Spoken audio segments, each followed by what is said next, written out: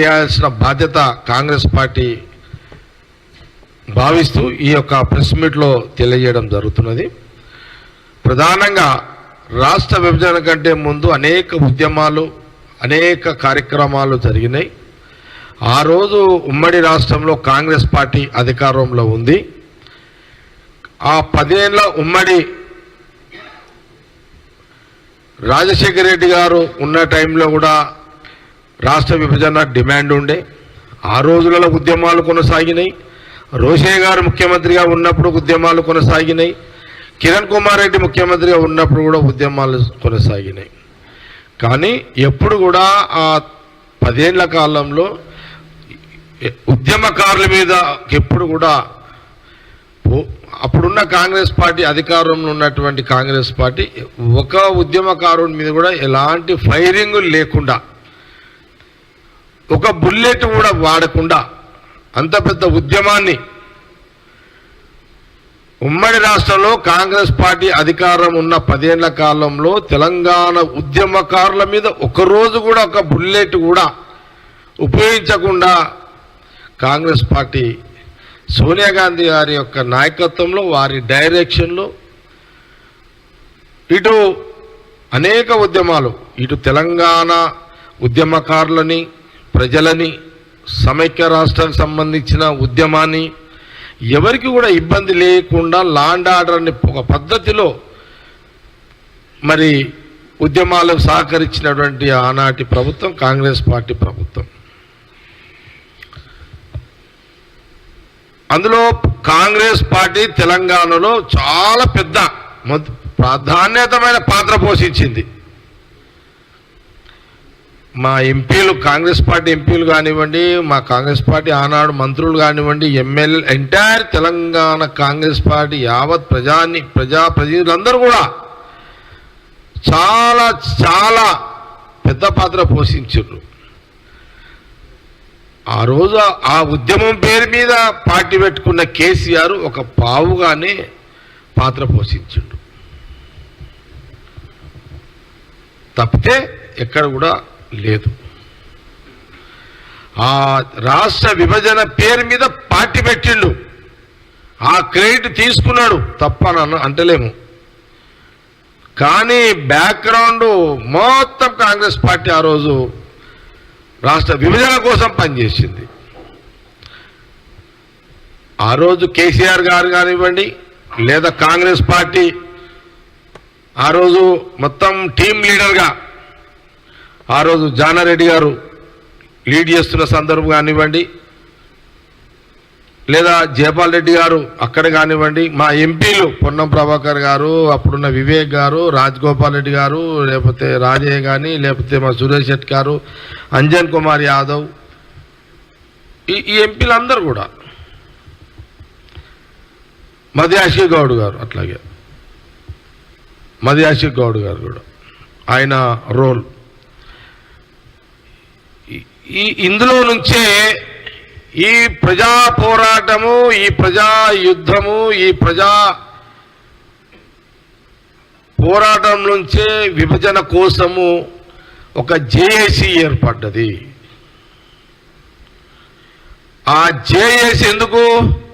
అన్ని పార్టీలు ఒక ఛత్రి కింద ఉండాలి. ఆ ఛత్రి ఎవరు ఎవరు ఎవరు అని చర్చ జరుగుతున్న సందర్భంలో ఆ రోజు కేసీఆర్ గారు కానివ్వండి, లేకపోతే ఇటు జానారెడ్డి గారు, మా ఎంపీలు, మా నాయకులు, మా మంత్రులు అందరూ కూర్చొని సమిష్టి నిర్ణయంలో నుంచే ఎవరో ఒక ఛత్రి కావాలి, ఒక జేఏసీగా ఒక కన్వీనర్ కావాలి, ఆ కన్వీనర్ ద్వారా ఒక కార్యాచరణ జరగాలి, ఉద్యమాలు జరగాలి, శాంతియుతంగా ఉద్యమాలు జరగాలి రాష్ట్ర విభజన అయ్యేంత వరకు అని దీని మీద తర్జన భర్జన పడి అందరి అభిప్రాయంలో నుంచే ఉద్యమాలు తెలంగాణ ఎన్జిఓస్ కానివ్వండి, అడ్వకేట్స్ కానివ్వండి, జేఏసీ, ప్రజా సంఘాలు కానివ్వండి, ఆ రోజుల్లో నక్సలైట్లు కానివ్వండి, లేకపోతే ఇంకెవరన్నా కానివ్వండి, అందులో నుంచి ఈ యొక్క విభజన మొదలు జరగాలి, రాష్ట్రం రావాలి, అందులో ఎవరో ఒకరు ఒక పెద్ద మనిషిని పెట్టి అతని ద్వారా సక్సెస్ఫుల్గా జరగాలి రాష్ట్రం వచ్చిన తర్వాత ఏ పార్టీ అయినా క్లెయిమ్ చేసుకోండి, కానీ రాష్ట్ర విభజన జరగాలి అని చేసి చేసి చేసి లాస్ట్కి ఎవరిని తెచ్చిరయ్యా అంటే ఒక పెద్ద మనిషిగా, ఒక పద్ధతితోటి, ఒక మంచి విధానంతో, ఒక మంచి ఆలోచనతోటి ఆ రోజు Kakatiya university, Osmania university, Kakatiya university బలిదానాలు, ఉద్యమాలు, ఇందులో నుంచే ఎవరయ్యా అని అన్నప్పుడు కోదండరాం గారిని జేఏసీ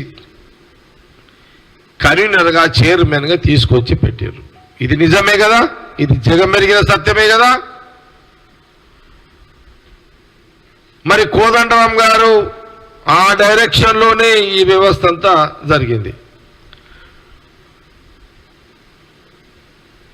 బహుశా కోదండరాం గారు ఇంత పెద్ద డైరెక్షన్లో నేను ఒక్కనే లేను, అందరూ ఉన్నారు తెలంగాణ వాళ్ళంతా. కానీ ఉన్నది చెప్పాలి కాబట్టి చెప్తున్నా, ఉన్న వాస్తవాలు చెప్పాలి. ఒక సందర్భంలో కోదండరాం గారు అన్నారు, తెలంగాణకు వద్దు అని అంటున్న ఒక వ్యక్తి ఉన్నాడు, తెలంగాణ గడ్డ మీద తిరుగుతున్నాడు అది అని నా పేరు ఎత్తిండు కూడా, ఒక దగ్గర ఎక్కడో ఏదో మీటింగ్లో ఎత్తిండు. అయినా నేను ఉన్న వాస్తవం చెప్పాలి. కోదండరాం గారు ఆ రోజు పెద్ద మనిషికి అందరం చేసిర్రు చక్కగా. ఆయన మంచి ఒక భీష్ముని తీరుగా ఆ పాత్ర, ఒక భీష్మ పాత్ర పోషించుండు. భీష్ముడు యుద్ధం అప్పుడు, యుద్ధం కంటే ముందు, యుద్ధం ఎప్పుడైనా సరే సభలో కూర్చున్నప్పుడు భీష్ముడు ఏం చెప్పేవాడు, అటు కౌరవులను ఇటు పాండవులను అందరినీ సంజాయించి ఇట్లా సమన్వయం ఎట్లయితే భీష్ముని, మహాభారతంలో భీష్ముని పాత్ర ఎట్లయితే ఉండేనో తెలంగాణ ఉద్యమంలో జేఏసీ పేరు మీద కోదండరాం గారి యొక్క పాత్ర ఆ రకంగా చేయడం జరిగింది. అందులో నుంచే ఆనాటి దాంట్లో నుంచే ఓకే విభజన జరిగిపోయింది. కేసీఆర్ గారు, నేను ఒకసారి జ్ఞాపకం చేపిస్తున్నా, కేటీఆర్ కొడుకు కూడా చెప్తున్నా, హరీష్కు చెప్తున్నా. ఎందుకంటే నిన్న మొన్న వాళ్ళ మాటలకు హద్దులు లేవు. కేటీఆర్ మాట్లాడుతున్నాడు, హరీష్ రావు మాట్లాడుతున్నాడు, కోదండరాం గారి గురించి మాట్లాడుతున్నాడు. నేను అడుగుతున్నా కేటీఆర్ని, ఎందుకు అడుగుతున్నారు? ఇప్పుడు పంచాయతీ ఆడొచ్చింది. కాంగ్రెస్ పార్టీ, సోనియా గాంధీ, రాహుల్ గాంధీ గారి నిర్ణయంలో భాగమే సీఎం రేవంత్ రెడ్డి గారు, ఎంటైర్ కాంగ్రెస్ పార్టీ నిన్న గవర్నర్ గారితో కలిసిన అదే గవర్నర్ కోటాలో కోదండరాం గారిని పెట్టాలి, ఆ పేరును ఆయన ప్రపోజల్ మూవ్ చేసి నిన్న ఆయనను ఎమ్మెల్సీగా చేయాలని కాంగ్రెస్ పార్టీ ప్రభుత్వం, సీఎం రేవంత్ రెడ్డి గారు మూవ్ చేశారు. ఇక నిన్న నుంచి కేటీఆర్, హరీష్ రావు మాట్లాడుతున్నారు, కోదండరాం గారి గురించి వ్యతిరేకంగా మాట్లాడుతున్నారు. నేను అడుగుతున్నా, ఇదే కేటీఆర్ హరీష్ రావుని అడుగుతున్నా, మీరు ఆ రోజు జేఏసీగా కన్వీనర్గా, జేఏసీ తెలంగాణ రాష్ట్ర విభజన కోసం జేఏసీ కన్వీనర్గా ఏర్పడ్డాక కోదండరాం ఇంటికి పోయి ఎన్నిసార్లు ఆయన ఇంటికి పోలేదు, ఎన్నిసార్లు ఆయన ఇంటికి పోయారు మీరు? కేసీఆర్ గారు పోయారు, హరీష్ రావు పోయిండు. మరి మీరు ఆయన ఇంటికి పోయి ఆయనను ఆ రోజు మీరు ఆయనను ఎట్లా మంచిగా చేసుకోవాలి, ఆయనతో ఎట్లా మంచిగా ఉండాలి, అయ్యప్ప అన్నారు, కాలు మొక్కిరు, నువ్వే దైవం అన్నారు, నువ్వే దేవుడు అన్నారు విభజన టైంలో కోదండరాం గారిని. అప్పుడేమో నీ కోదండరాం జేఏసీ పేరు మీద రాష్ట్ర విభజన కోసం, మీకేమో కోదండరాం గారు అప్పుడేమో దేవుడు తీడు కనబడ్డాడు రాష్ట్ర విభజన కంటే ముందు.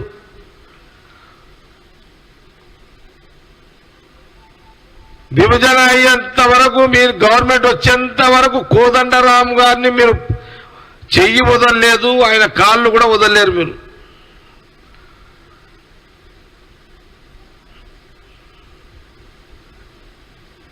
రాష్ట్రంలో ఈ మొదటి ప్రభుత్వం తెలంగాణ ప్రజలు ముఖ్యమంత్రి కేసీఆర్ అయిన తర్వాత 9 ఏళ్లలో కోదండరాం గారికి ఎప్పుడైనా అపాయింట్మెంట్ ఇచ్చిండా? నేను కేటీఆర్ని హరీష్ రావు ముందు అడుగుతున్నా, మీ 9 ఏళ్ల కాలంలో కోదండరామ గారికి మీరు ఎప్పుడైనా అపాయింట్మెంట్ ఇచ్చి జేఏసీగా మీరు రాష్ట్ర విభజన కోసం చాలా పెద్దన్న పాత్ర పోషించారు. మరి మీరు మీ సేవలు తెలంగాణ ప్రజలకు అవసరము, మీకు ఒక బాధ్యత మేము పెట్టుకుంటాము, ఆ బాధ్యత ద్వారా తెలంగాణ ప్రజలకు మీరు ఇచ్చిన భరోసాను మీ ద్వారా చేయిస్తాము అని చెప్పిన మాటలను మేము నిలబెట్టుకుంటాము అని కోదండరామ్ గారిని ఎప్పుడైనా 9 ఏళ్ల కాలంలో కోదండరామ్ గారు అపాయింట్మెంట్ ఆడితే కూడా ఇయ్యలేని యొక్క దుస్థితి, దుర్మార్గమైన ఆ 9 ఏళ్ల పాలనలో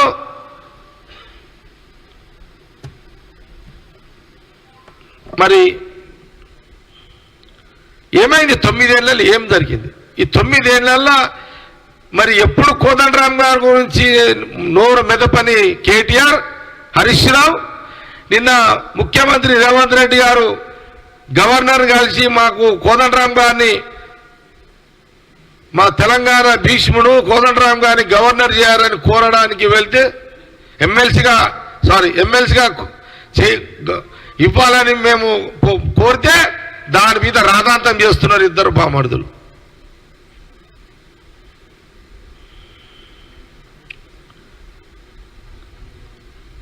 మీరు కోదండరామ్ గారిని అవమానించారు.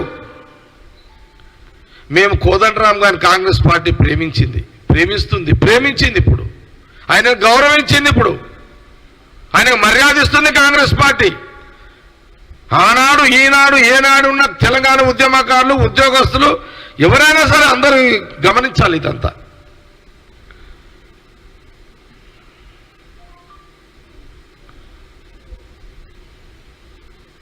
కాబట్టి కోదండరామ్ గారి యొక్క గౌరవాన్ని ఈ 9 ఏళ్ళు ఆయనకు లేని గౌరవాన్ని జేసీ కన్వీనర్, రథ సారథి, ఉద్యమ సారథి జేసీ కన్వీనర్ కోదండరామ్ గారిని ఈరోజు కాంగ్రెస్ పార్టీ సీఎం రేవంత్ రెడ్డి గారు గౌరవిస్తూ, సోనియా గాంధీ, రాహుల్ గాంధీ వారిని గౌరవాన్ని ఇచ్చే విధంగా ఈరోజు గౌరవప్రదమైన ఒక గవర్నర్ కోటాలో గవర్నర్ పోస్టు ఎమ్మెల్సీని ఈరోజు మా ముఖ్యమంత్రి గారు ప్రతిపాదిస్తే దాని మీద ఈరోజు కేటీఆర్ మాట్లాడుతున్నాడు. హరీష్ రావు సిగ్గు అనిపిస్తలేదా అని అంటున్నాను నేను.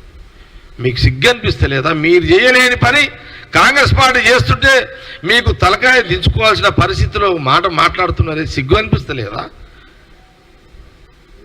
వదిలేసిరా, సిగ్గు వదిలేసిరా మీరు?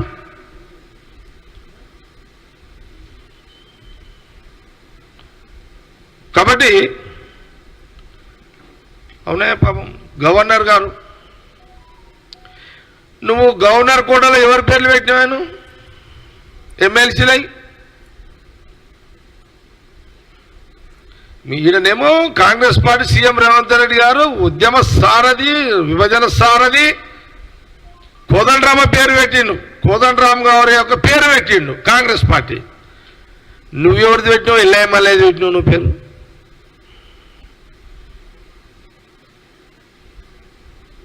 ఇది తెలంగాణ ప్రజలు గమనించండి.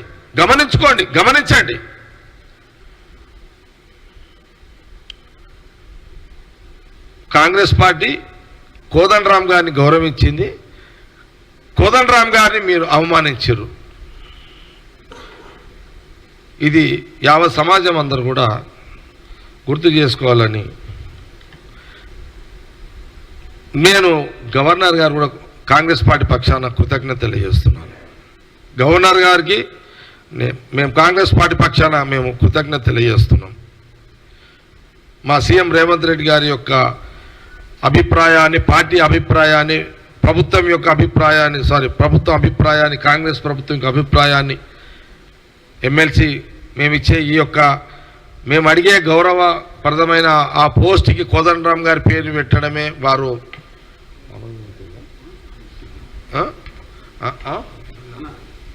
అయిపోయింది. ఆమోదం ఓకే, ఆమోదం దిశలో ఉంది. గవర్నర్ గారిని కాంగ్రెస్ పార్టీ బహుశా ఇంకా వారు ఆమోదం ఇంకా రావాలనుకుంటా, వస్తుందని ఆశిస్తున్నాము. మేము ఆ రిజల్ట్ కోసం ఎదురు చూస్తున్నాము. మేము కాంగ్రెస్ పార్టీ గాంధీ భవన్ మేము మేము గవర్నర్ గారిని తమిళిసై గారిని తమిళిసై గారు గవర్నర్ గారిని మేము కాంగ్రెస్ పార్టీ గాంధీ భవన్ నుంచి వారికి కృతజ్ఞతలు తెలియజేస్తున్నాం. అది మేము విలువలతో కూడుకున్న రాజకీయం చేసేదే కాంగ్రెస్ పార్టీ, విలువలు లేని రాజకీయం చేసేదే బీఆర్ఎస్ పార్టీ. విలువలు ఉన్న కాంగ్రెస్ పార్టీ ముఖ్యమంత్రిగా రేవంత్ రెడ్డి ఎక్కడ, విలువలు లేని కేసీఆర్ కుటుంబం ఎక్కడ? ఇది గమనించండి. ఇదంతా గవర్నర్ గారు తెలంగాణ ప్రజలు చాలా గవర్నర్ గారి యొక్క నిర్ణయము, ఆమె తీసుకునే నిర్ణయం కూడా ఆమెకు చాలా గొప్ప పేరును తీసుకొచ్చే విధంగా ఆమె నిర్ణయం ఉండబోతుంది. ఆమెది తెలంగాణ ప్రజలు గవర్నర్ గారిని ఆ నిర్ణయం అధికారంగా వచ్చిన వెంటనే తెలంగాణ ప్రజలు ఉద్యమకారులు హర్షిస్తారు అందరు కూడా, ఇలా నో డౌట్.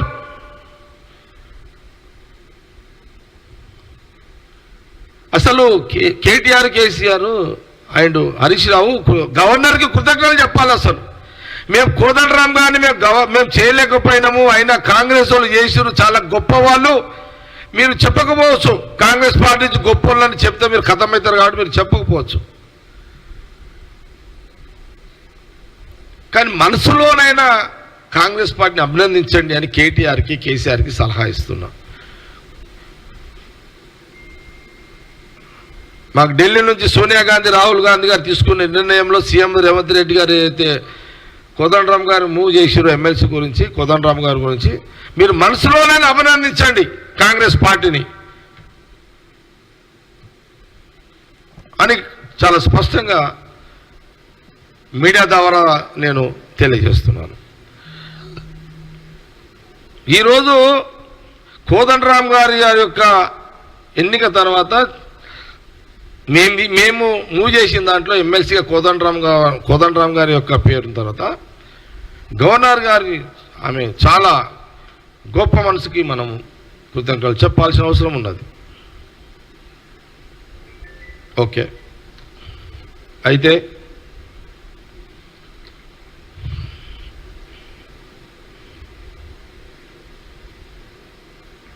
ఇదొక ముఖ్యమైన ప్రధానమైన అంశం ఇప్పుడు రాజకీయాలలో.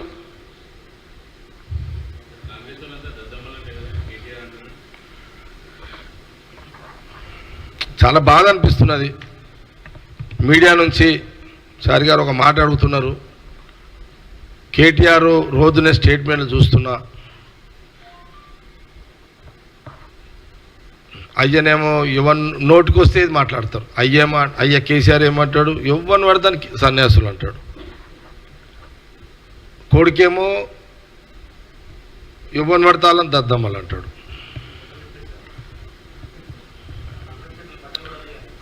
అవును, మా పొన్నం ప్రభాకర్ గారిని ఏదో అన్నట్టున్నాడు, బట్టల సంగతి ఏదో.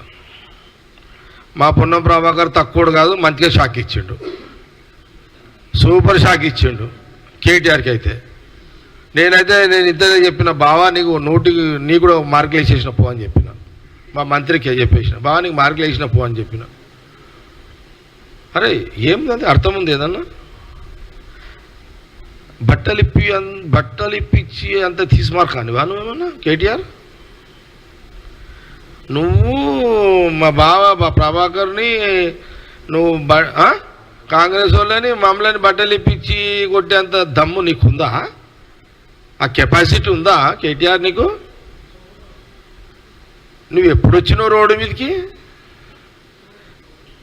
నీకు తెలుసా దాదాగిరి అంటే ఏందో నీకు తెలుసా? పైల్వాన్గిరి అంటే నీకు తెలుసా? ఈడ తొడ కొడితే ఆడ గుండెలు అదిరిపోతాయి నీకు.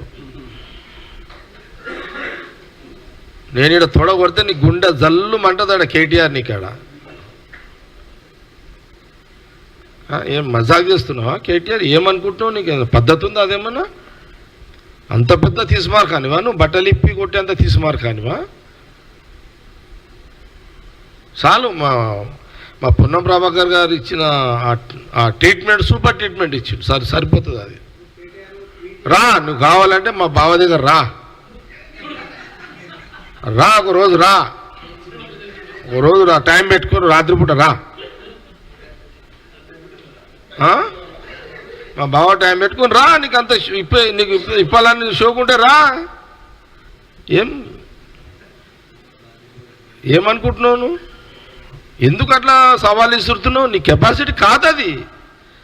నీకు మేము ఎంతమంది మంచి మంది అరకాలం విప్పినాం, నువ్వెంత నేను లెక్కెంత? అట్లా కాదు కదా. అట్లా ఎట్లా మాట్లాడుతావు? నోరుంది కదా అని మాట్లాడుతూ పోతావా?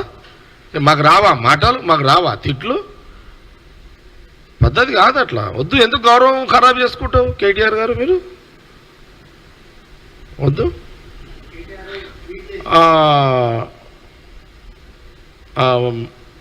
ఓకే, ఇది చెప్తున్నా నేను మధ్యలో టాపిక్ ప్లీజ్. అది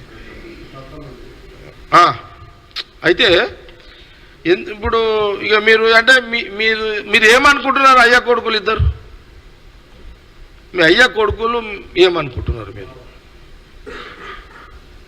అంటే మీకే నోరుంది, మీరే మాట్లాడతారు, మేమేం మాట్లాడలేమా? ఇక ఇప్పుడు నేనే ఒక మాట, నేను కాదు ఎవడన్నా అంటాడు, ఎవరన్నా మా వాళ్ళే అంటే ఎట్లుంటుంది నీకు చెప్పు? ఏమని? కేటీఆర్ నువ్వు ఒక చవటవి అని మా వాళ్ళు అంటే ఎట్లుంటుంది చెప్పు? హరీష్ రావు నువ్వు ఒక పెద్ద చవటవి అని మా కాంగ్రెస్ వాళ్ళు అంటే నీకు బాధ అనిపించదా? మా కార్యకర్తలు ఎవరన్నా అంటే, లేదా మా కాంగ్రెస్ కార్యకర్తలు కేటీఆర్ హరీష్ రావుని పనికిమాల విధవలు అంటే మీకు బాధ అనిపించదా?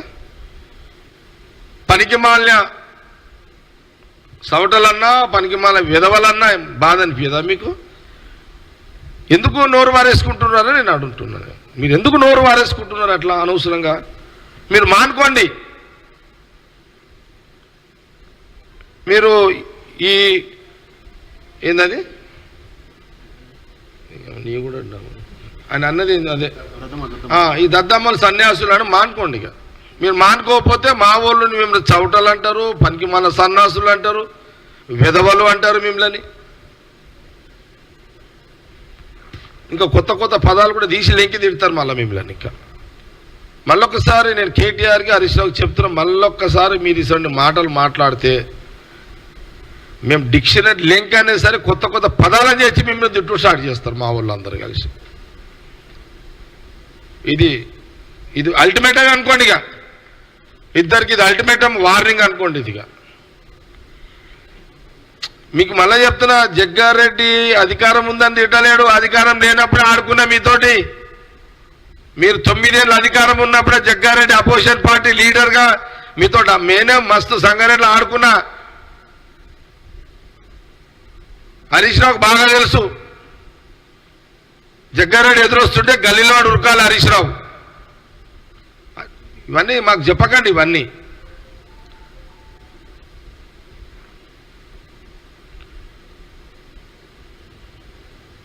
కాబట్టి కొంత మీరు లాంగ్వేజ్ చేంజ్ చేసుకుంటే అది మీకే మర్యాద ఉంటుంది. కాబట్టి ఇది మీరు మార్చుకుంటే మంచిదని వాళ్ళిద్దరికీ బామర్దులో సలహా ఇస్తున్నాను. అయితే ఇంకేదన్నా మీ ప్రశ్నల్లో ఏమన్నా ఏమని?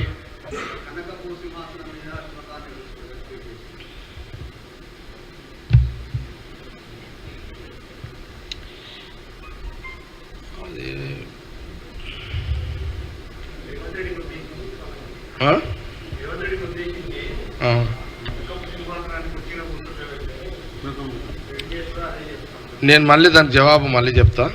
ఇంకేదైనా ప్రశ్న ఉందా? ఇంకేదైనా మీరు అడిగేది ఉంటే ఓకే, లేదంటే నేను ప్రెస్ మీట్ ఆపేస్తాను. ఇంకేమన్నా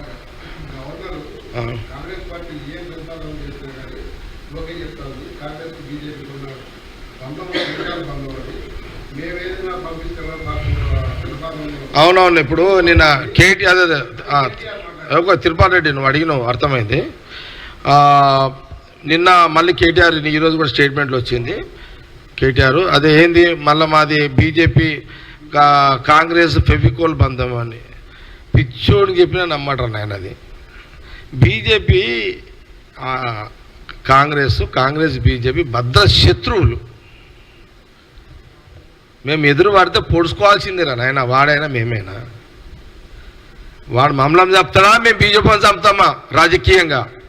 మా పరిస్థితి అట్లుంటుంది. మీతో దాగుడు మూతలు ఉన్నాయి మా దగ్గర. ఇప్పుడు రేవంత్ రెడ్డి సీఎం హోదాలో పిసిసి ప్రెసిడెంట్గా ఈ అవతల కిషన్ రెడ్డి వస్తుంటే ఎదురు వాళ్ళు కిషన్ రెడ్డి కదా ఇప్పుడు ప్రెసిడెంట్. రాజకీయంగా వదిలితే పొడుచుకోవాలి. ఆడు పొడుస్తాడా మేము పొడుస్తామా, కానీ రాజకీయంగా మా పరిస్థితి అట్లే ఉంటుంది. మీ తీరు గోడ మీద కూర్చొని దుంకనికి రాదు మాకు. బీఆర్ఎస్లో తీరు గోడ మీద కూర్చొని డ్రామాలు ఆడడానికి ఛాయిస్ మాకు ఉండదు, వాళ్ళకు కూడా ఉండదు. ఇది ఫ్యాక్ట్. ఇది బీజేపీకి ఉండదు, కాంగ్రెస్కి ఉండదు. మేము కొట్లాడుకోవాల్సిందే.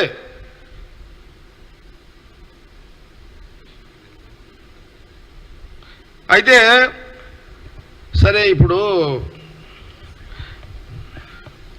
బండి సంజయ్ని ప్రెసిడెంట్కి ఎందుకు తీసేసారు, దానికి జవాబు బీజేపీ వాళ్ళు చెప్పాలి.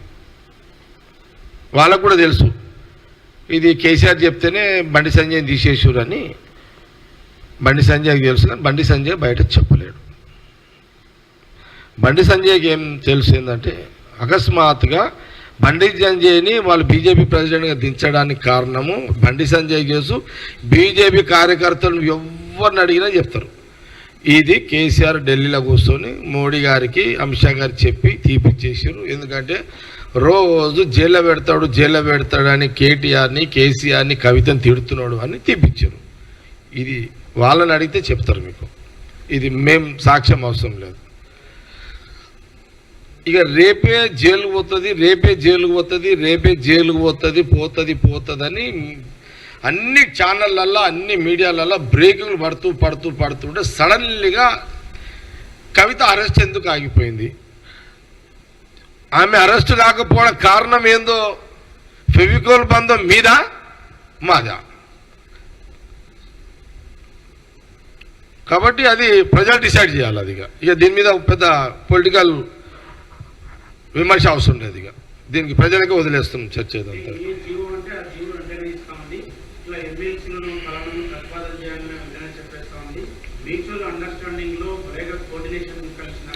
నేను ఏమంటున్నానంటే, ముఖ్యమంత్రి రేవంత్ రెడ్డి గారు కాంగ్రెస్ పార్టీ కోదండరామ్ గారి పేరుని ఎమ్మెల్సీగా పంపించినప్పుడు పెద్ద మనసుతోటి ఆమె ఈయన ఉద్యమ సారథిని ఆమెను గౌరవించడం ఇది మంచి నిర్ణయము, మంచి పరిణామము. దీని మీద ఎక్కువ తక్కువ ఇంకా కేటీఆర్ హరీష్ రావు మాట్లాడితే అందరూ ఉద్యమకారులు పోయి వాళ్ళనే చెప్పులతో కొడతారు.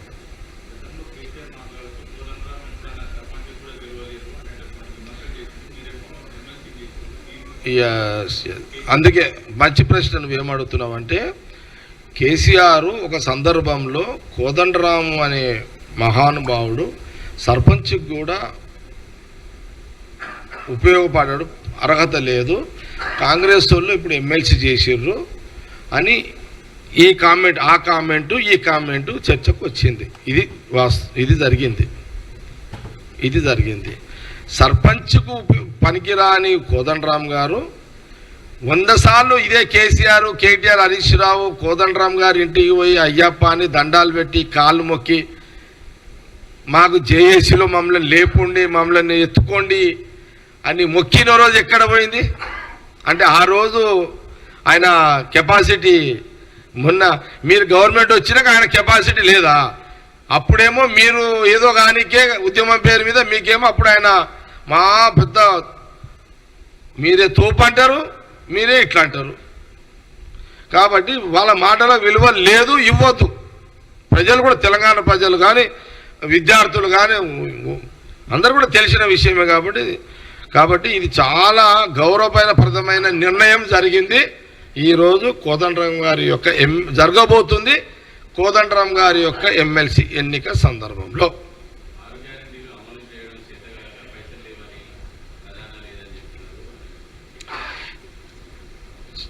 సరే, ప్రశ్నలన్నీ నువ్వే అడుగుతున్నావు, ఎవరు అడుగుతున్నారు? ఇక నేనేమంటున్నా అంటే, తెలంగాణ రాష్ట్రం 9 ఏళ్ళు పరిపాలించారు కేసీఆర్.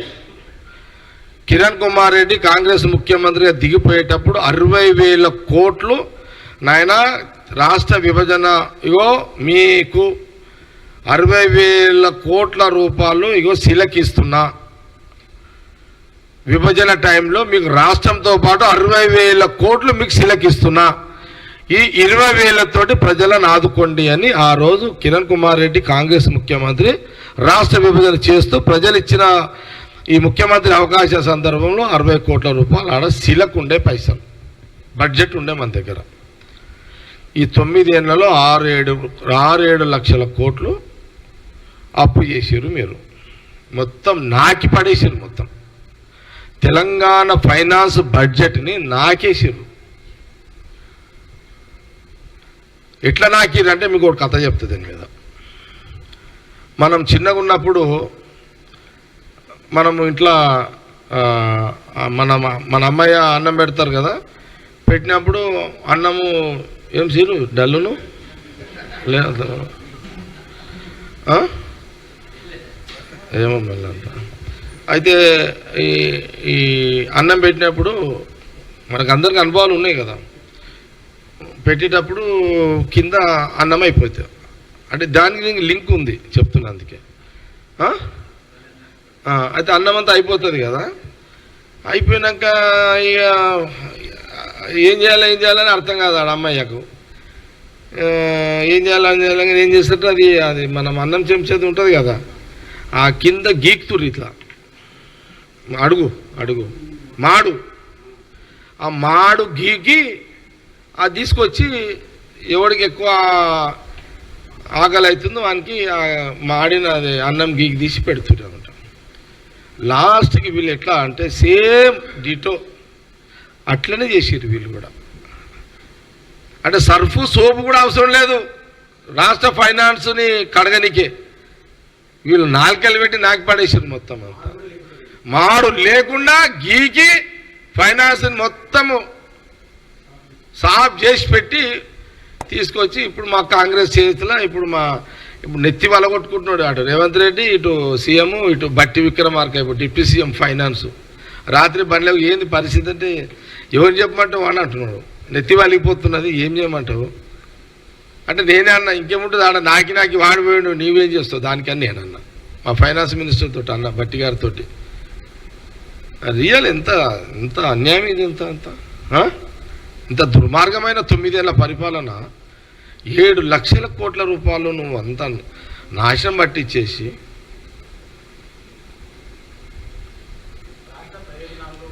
అంటే అందుకే చెప్తా మళ్ళీ వచ్చాను. ఇది మళ్ళీ బ్రేకప్ అవుతుంది ప్రతాప్ లేదు, దీనికి లింక్ ఉంది ఇప్పుడు.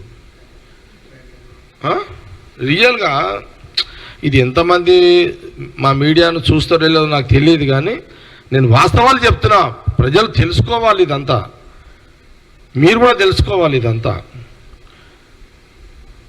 ఇప్పుడు ముఖ్యమంత్రి రేవంత్ రెడ్డి గారు కానివ్వండి, బట్టి విక్రమార్క కానివ్వండి, శాఖలు ఉన్న వాళ్ళు పైసలు లేవు. ఉత్తమ్ కుమార్ రెడ్డి గారి దగ్గర పోతే ఏం చేయమంటావు దగ్గర ఇప్పుడు బిల్లులు పెట్టిపోయారు, అది నాగిరు సరే బిల్స్ కూడా పెట్టేసారు అంటాడ. 25 కోట్లు టేబుల్ మీద ఉన్నాయంట, రూపాయి లేదు ఆడ, ఆల్రెడీ అయిపోయింది. 25 కోట్ల బిల్లులు పెట్టేసి మళ్ళా ఆడ ఏ టేబుల్ మంత్రి గారు నేను విన్నా, వాళ్ళు నాకేం అథెంటిక్ కాదు కానీ నేను విన్నా ఏంటంటే ప్రతి టేబుల్ మీద ఇంకా బిల్స్ పెట్టి పోయారు వీళ్ళు. ఎట్లా ఓడిపోతామని తెలుసు, వీళ్ళు ఏమన్నా ఎట్లా వాడు వాగలవాడనని బయటపడ్డారు. అదే వాస్తవం ఇదంతా. ఇంత ఇట్లా ఉండదు అసలు. ఒక పెద్దరికము మనిషి, ఒక పెద్దరికము హోదా ముఖ్యమంత్రిగా ఇట్లా చెయ్యొద్దు ఎప్పుడు కూడా.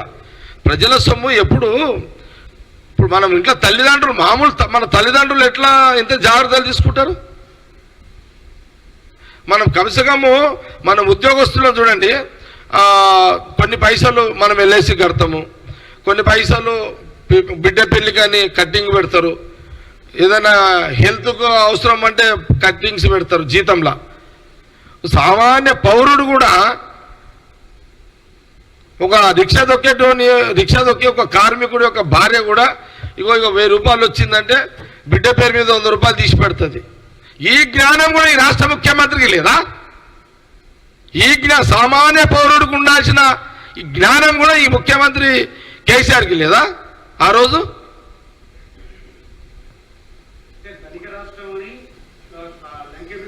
కాబట్టి ఇక అవన్నీ ఓని ఈ లంక బిందెలు బింక బిందెలు అంతా పీకినాయి అవన్నీ డైలాగులు కొట్టిండు కథం చేసిండు కేసీఆర్. కానీ అవన్నీ అయిపోయినాయి. ఇక నేను సబ్జెక్టులకు వస్తున్నా. ఎంత ఇది దుర్మార్గం ఇదంతా. కాబట్టి ఇప్పుడు ఈ పైసలే మొన్న ఎలక్షన్లో తీశారు. ఇన్ని ప్రతాప్ ఇదేమైందంటే ఇప్పుడు ఇంట్లో ఈ పైసలే ఇప్పుడు నా సంగారెడ్డి ఉందనుకో, నేను అటో ఇటో పార్టీ ఇచ్చింది కాలేజీలు కొట్టుకొని పెట్టిన. నీకు ఎల్లుండి పోలింగ్ అంటే 30 తారీఖు పోలింగ్ సేను, 29 తారీఖు 6 గంటలకు 25 కోట్లు హరీష్ రావు తీసుకొచ్చి పెట్టిండు సంగారెడ్డిలో. 25 కోట్ల రూపాయలు.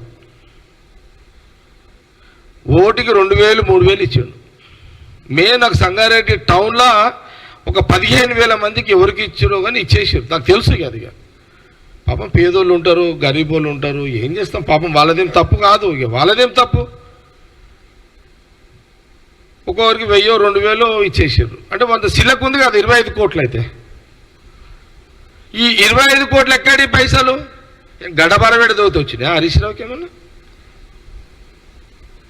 ఏమన్నా జేసీబీ వేడి తోతే ఎట్లా వచ్చినాయి 25 కోట్లు? ఒక 29వ తారీఖు రోజు సంగారెడ్డి నియోజకవర్గంలో 25 కోట్లు, జైరాబాద్ ఒక 10-15 కోట్లు, పడంచర్కు 10-15 కోట్లు, లాస్ట్ డే నర్సాపూర్కి అంతే. మేము 5-6 సీట్లు, నేనే కాదు నాతో పాటు వాళ్ళందరూ పైసలు లేకనే మాత్రం లేవు పైసలు. ఈ పైసలు ఎక్కడి? కాళేశ్వరం ప్రాజెక్టు పైసలు ఇవన్నీ. హరీష్ రావు దగ్గర కాళేశ్వరం ఇరిగేషన్ మంత్రిగా ఉన్నప్పుడు నాకు తెలిసిన కాడికి, నాకున్న ఇన్ఫర్మేషన్ కాడికి తక్కువ ఒక 4,000 కోట్ల రూపాయలు జమ చేసి ఉంటాడు బ్లాక్ మనీ.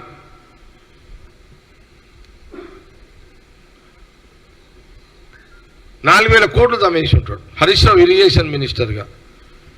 వాళ్ళు ఎలక్షన్లు అప్పుడే తీస్తున్నారు. మేమేమో ఇక మాది వదిలేయండి కానీ వాళ్ళు ఎలక్షన్ రోజు తీస్తున్నారు.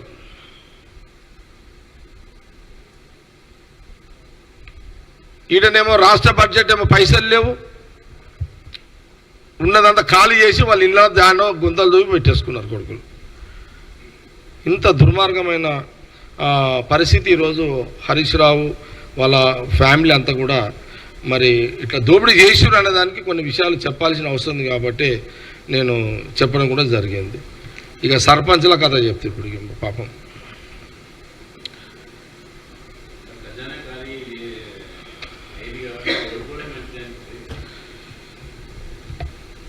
ఖజానా ఖాళీ అయింది కాబట్టి, అంటే వాళ్ళు డబ్బులు పెట్టారు కాబట్టి నేను ఓడిపోయినా. వాస్తవం ఇది.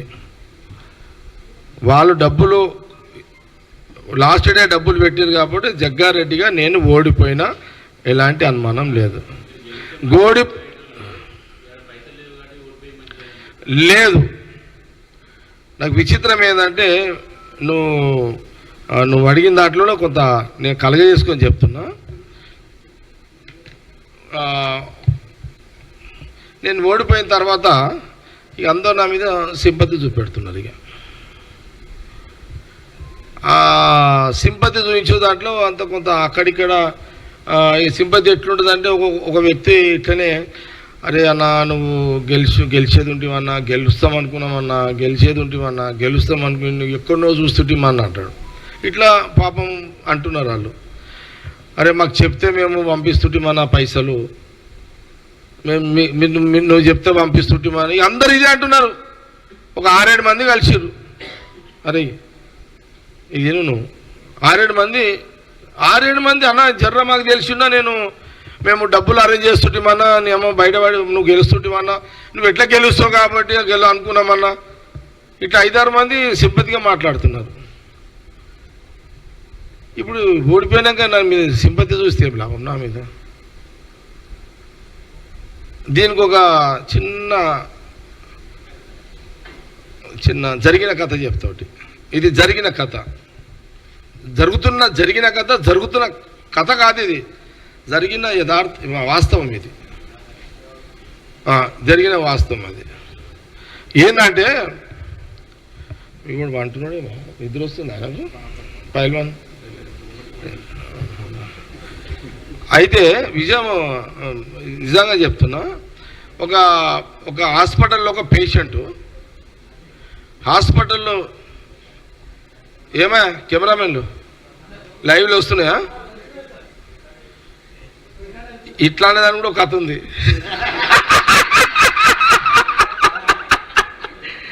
ఎవరో దసరా రోజు ఏమైంది లైవ్, దసరా రోజు ఏమైంది, దసరా రోజు నేను దసరా పండుగ పెద్ద ఎత్తున చేస్తా కదా, నేను మర్చిపోగలేదు హాస్పిటల్ కదా, మళ్ళీ చేయండి అటు మీ వాళ్ళు ఇట్లా అన్నదానికి చెప్తున్నాను. నేను ముంగనంతా మీడియా వాళ్ళు కూర్చున్నారు. దసరా పండుగ బ్రహ్మాండంగా సంఘటన, మా పబ్లిక్ నేను బాగా మజా తీసుకుంటాం కదా, అది జరుగుతుంటే నేను ఒక ఇట్లా జర్నలిస్ట్ ఉన్నాడు ముంగట, ఏమై వస్తుందా అని అన్న. ఇట్లా అన్నాడు. ఇట్లా అనగానే ఇంకొక రిపోర్టర్ ఫోన్ చేసి అన్న అని ఈ రిపోర్టర్ ఏమో ఇట్లా అన్నాడు, ఆ రిపోర్టర్ ఏమో ఇట్లా అన్నాడు. అదే అంటే ఆయన ఇట్లా అనేది రాంగు, ఇదే కరెక్ట్ అన్నాడు. అంటే వస్తలేదు అని అర్థం అనమాట. అది అట్లా అంటే అర్థమైందా? అట్లా అనేటప్పుడు జాగ్రత్త ఉండాలి అతోటి మీరు.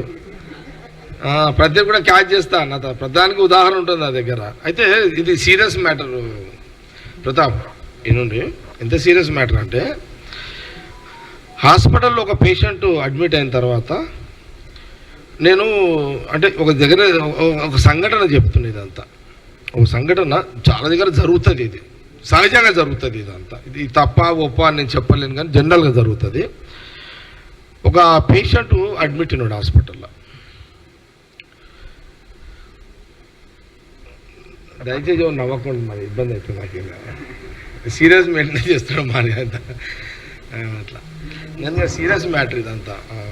అయితే అడ్మిట్ ఆ పేషెంట్, అయితే ఆ పేషెంట్ సరే మనం సావుల కాడ కూడా నవ్వుతుంటాము, ఆ ఇంటి వాళ్ళు ఏడుస్తుంటారు, మిగతా వాళ్ళంతా నవ్వుతూనే ఉంటారు. అంటే మర్చిపోవడానికి నవ్వుతారు అంతా. సావునే ఇప్పుడు మనిషి పుట్టుకని ఒక ఆనందం, మనిషి చావడము, చావు అదొక బాధ. మర్చిపోవడానికి మనము ఆనందమైన అంటే సంతోషంగా ఉండడానికి, మర్చిపోవడానికి ఇదంతా సహజం, తప్పదు అది. అయితే ఒక హాస్పిటల్లో ఆ పేషెంటు ఒక అతను ఫోన్ చేస్తున్నాడు, పేషెంట్ ఎట్లుండు అని ఫోన్ చేస్తున్నాడు. ఫోన్ చేసి లేదు ఇట్లున్నాడు అట్లున్నాడు అని జనరల్గా వాళ్ళ పేరెంట్స్ చెప్తుంటారు కదా. ఫోన్ చేసి అతను తెలుసుకుంటున్నాడు. ఈ ఫోన్లలో తెలుసుకుంటున్నాడు, కానీ వీడు ఒక్కరోజు హాస్పిటల్ పోలే, ఈ ఫోన్లలో అడుగుతున్నాడు వాళ్ళ పేరెంట్స్ని, ఎట్లున్నాడు అతను, ఎట్లున్నాడు అంటే వాళ్ళు చెప్తుంటారు కదా ఇట్లున్నాడు అట్లున్నాడు అంటున్నాడు, కానీ ఫోన్లలో నడుస్తున్నది. ఒక్కరోజు కూడా హాస్పిటల్ పోలేడు, ఫోన్లలో అడుగుతున్నాడు. ఒకరోజు టైం బాగలేదు, అతను చచ్చిపోయాడు. చచ్చిపోగానే వీడు సాగు అడిగిపోయింది. మళ్ళీ చచ్చిపోగానే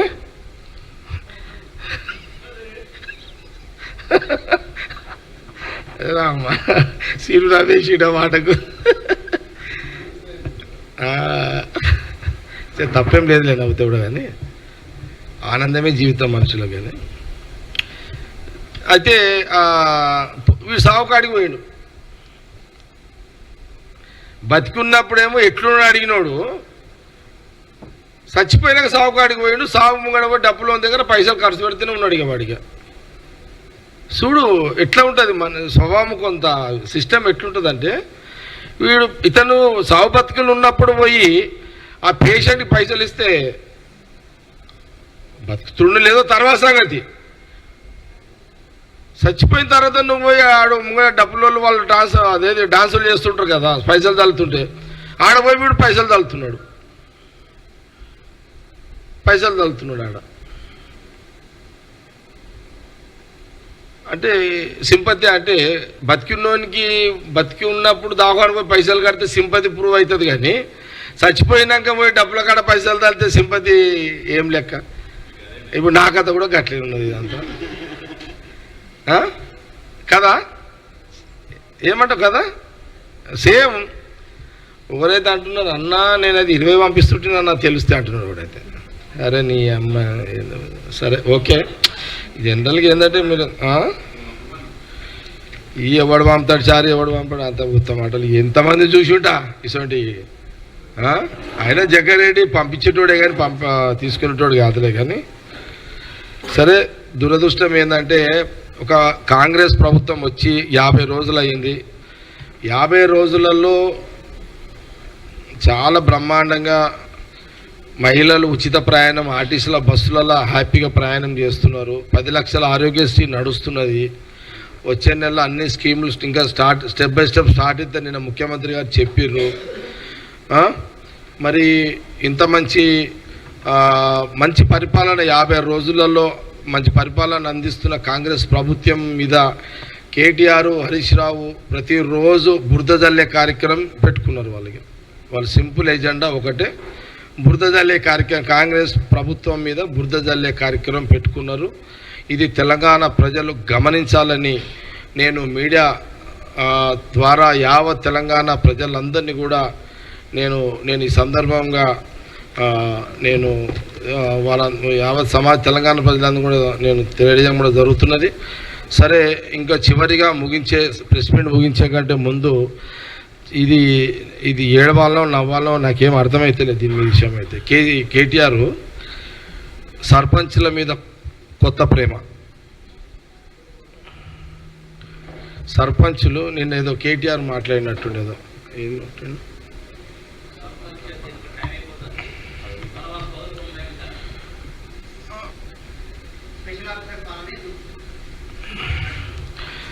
ఇప్పుడు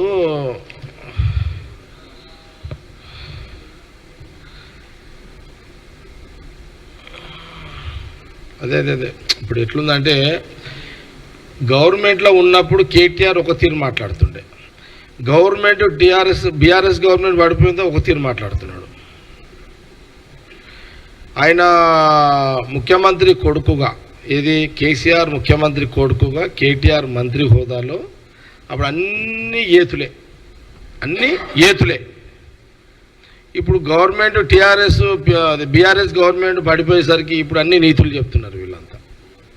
అన్ని నీతులు ఇప్పుడు నీతులకు వస్తాయి. అప్పుడేమో ఏతులు, ఇప్పుడేమో నీతులు. మాకేమో నీతులు,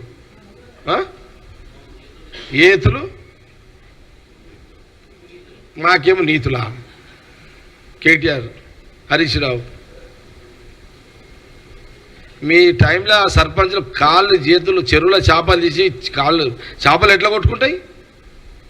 చెరువుల చేపలది బయట మనం పట్టాంగా ఎట్లా కొట్టుకుంటే అవి గిలగిల కొట్టుకుంటే అట్లా కొట్టుకున్నారా బాబు? సర్పంచులు బిల్లులు లేక వాళ్ళు బ్లాక్మెయిల్ చేసి మీరు అధికారులతోటి పాపం వాటి పెళ్ళం పిల్లలు కూడా వాటి అమ్మ సర్పంచులు తెలంగాణ సర్పంచులు అనుకుంటా ఈ 9 ఏళ్ల కాలంలో ఎప్పుడైనా చీరలు కూడా పట్టు చీర ఇప్పించి సంతోషపడ్డది లేదనుకుంటా. సర్పంచులు పిల్లలకు ఏదైనా దావతులు చేసుకుందామనే పరిస్థితి కూడా ఉండకపోవచ్చు నాకు అనుకుంటా. గ్రామ సర్పంచులు ఏదో సర్పంచులు కావాలి, సేవ చేయాలి, హోదా తెచ్చుకోవాలి, లక్షల రూపాయలు అప్పులు చేసి సప్పులు చేసి సర్పంచులు అయిన పరిస్థితి ఏంది? 9 ఏళ్ల కాలం వాళ్ళ బిల్సులే లేవు.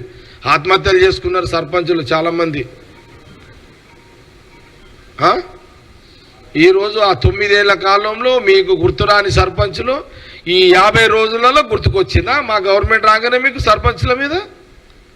సర్పంచులు అంటే ఎంత పెద్ద మంచి పోస్ట్ అది. గ్రామ సర్పంచ్ అంటే సర్పంచ్కున్న గౌరవం ఏంటి? ఆ సర్పంచ్ హోదా ఏంది? బాపూజీ కన్నా కళలేంటి? మహాత్మా గాంధీ కళలేంటి? గ్రామ స్వరాజ్యం. మహాత్మా గాంధీ గారు ఆ రోజు మన దేశ స్వతంత్రం వచ్చిన వెంటనే ఆ రోజు మహాత్మా గాంధీ నెహ్రూ ప్రధానమంత్రి అయిన తర్వాత మహాత్మా గాంధీ గారు ఇచ్చిన సూచన ఏంది? దేశానికి, దేశ ప్రజలకు, దేశ రాజకీయ వ్యవస్థకు వారు ఇచ్చిన సూచన ఏంది? గ్రామ స్వరాజ్యం. గ్రామం నుంచే మొదలు కావాలి అభివృద్ధి పట్టణాన్ని వరకు అని వారి యొక్క సందేశంలో భాగమే ఈ యొక్క గ్రామ సర్పంచులు. ఏ రోజన్నా బాపూజీ అన్న మాటలను కేసీఆర్, కేటీఆర్, హరీష్ రావు గౌరవించిరా? మీరు మీ ఫ్యామిలీ గౌరవించిరా ఎప్పుడైనా? ఒక గ్రామంలో సర్పంచ్ అంటే ఆ సర్పంచ్లో అన్ని కులాలు, అన్ని మతాలు, వాళ్ళ కష్టాలు, వాళ్ళ బాధలు, ఒక సర్పంచ్ ప్రభుత్వానికి మధ్యలో ఆ గ్రామంలో ఏ పార్టీ ప్రభుత్వం ఉన్నా ఆ ప్రభుత్వం యొక్క అనేక సంక్షేమ కార్యక్రమాలు మంచి చెడు ఊర్లో వాళ్ళకు అందుబాటులో ఉండి సేవ చేసుకునేదే ఆ సర్పంచ్ యొక్క ఉన్నతమైన పోస్ట్. చాలా వాల్యుబుల్ పోస్టు సర్పంచ్ అంటే. ఆ సర్పంచ్ యొక్క పవర్ని దిగజారి చేసిరు మీరు. వాళ్ళ అసలు సర్పంచ్లను కనుమరుగైపోయేటట్టు చేసారు. సర్పంచులకు జీవితంలో పోటీ చెయ్యొద్దురా అనే పరిస్థితి తీసుకొచ్చారు. ఈ 9 ఏళ్ల కాలంలో బీఆర్ఎస్ గవర్నమెంట్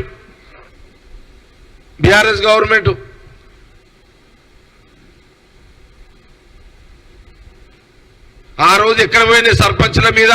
9 ఏళ్ల కాలంలో మనకున్నటువంటి గ్రామ పంచాయతీలో సర్పంచ్ల మీద ఆ ప్రేమలు ఆ 9 ఏళ్లలో ఎందుకు చూపెట్టలేవు కేటీఆర్ కాంగ్రెస్ పార్టీ అడుగుతున్నది నేను.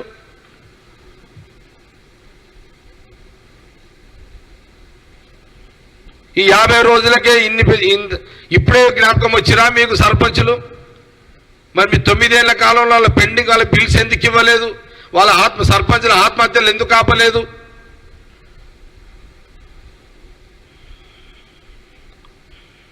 ఈ జ్ఞానం కూడా లేదా కేటీఆర్కి? సర్పంచుల పీరియడ్ అయిపోయిన వెంటనే స్పెషల్ ఆఫీసర్ ఉంటాడనే జ్ఞానం కూడా లేదా? సర్పంచులకు ఉండే జ్ఞానం కూడా కేటీఆర్కి లేకపోయిందా?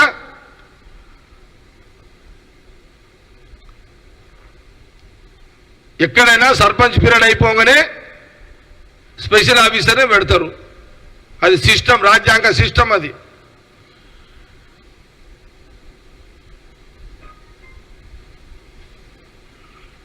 తెలంగాణలో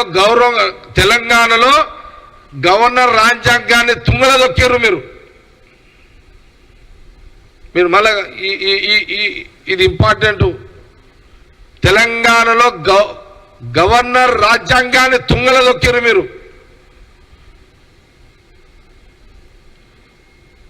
కాంగ్రెస్ పార్టీ రాహుల్ గాంధీ నాయకత్వంలో సీఎం రేవంత్ రెడ్డి ముఖ్యమంత్రి అయిన తర్వాత గవర్నర్ యొక్క రాజ్యాంగాన్ని కాపాడిండు.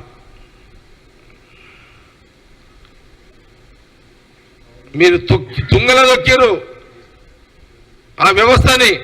సీఎం రేవంత్ రెడ్డి గారు ఆ రాజ్యాంగాన్ని గౌరవించి మళ్ళీ వెలుగులో తీసుకొచ్చిండు.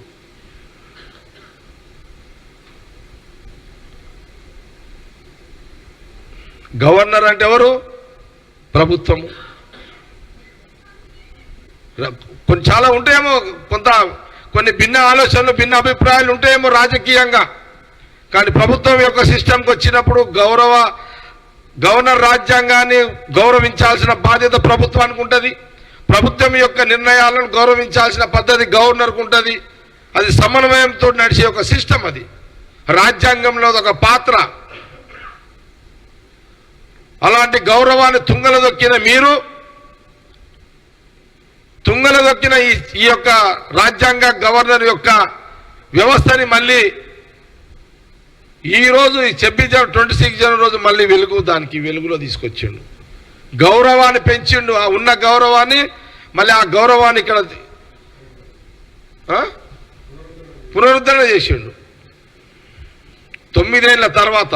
నాకు అనుకుంటా మరీ ఈ 5 ఏళ్లలో అయితే. అట్లాగే సర్పంచ్ల పరిస్థితి, దయానిధి పరిస్థితి వాళ్ళదైతే అధోగతి వాళ్ళదైతే. కాబట్టి నైతికంగా బీఆర్ఎస్ నాయకులకు కాంగ్రెస్ ప్రభుత్వాన్ని, కాంగ్రెస్ పార్టీని విమర్శించే హక్కు వాళ్ళకు లేదు. విలువలతో కూడుకున్న పరిపాలన 9 ఏళ్లలో కేసీఆర్ చేయలేదు. విలువలతో కూడుకున్న ప్రభుత్వము కాంగ్రెస్ పార్టీ ప్రజలు తీసుకొచ్చిర్రు. విలువలతో కూడుకున్న కాంగ్రెస్ పార్టీ ప్రభుత్వము ప్రజలకు మధ్యలో ఉంటూ ప్రజల యొక్క కష్టాలను తెలుసుకుంటూ వాళ్ళ సమస్యలు పరిష్కరిస్తూ